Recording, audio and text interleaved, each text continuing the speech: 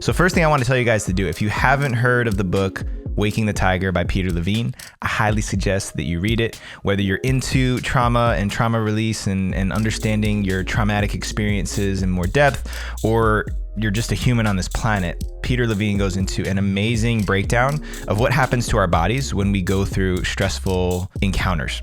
So here's an example that he gives in the book.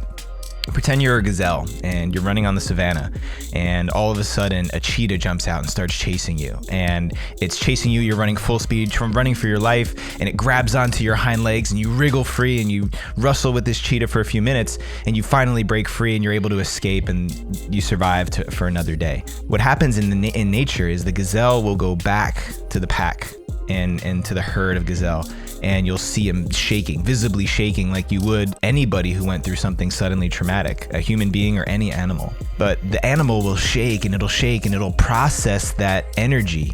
In the book, he calls this energy that needs to be discharged because of how our nervous system responds to stress and anxiety. And in nature, in the natural world, we discharge that energy. Animals discharge that energy by shaking, by rattling, by barking, whatever they have to do to release it, to discharge it. But in our day-to-day lives as humans, when we experience something traumatic, we develop a short-term solution to overcoming stress and anxiety and getting through it that doesn't allow that energy to be discharged. So, for example, let's pretend that I witnessed somebody getting hit by a car, and because I need to jump into action and I need to make sure that I'm helping and seeing if everyone's okay and halting traffic, I don't get to discharge the traumatic energy that comes up in my body that occurs just from witnessing somebody get hit by a car. Instead, I hunker down and I drive myself through it. And if I don't ever release that energy, then my brain creates a pattern loop that bypasses the discharging of the energy. Now, here's the key. Here's the part where that's really tricky, and this is something everybody needs to pay attention to.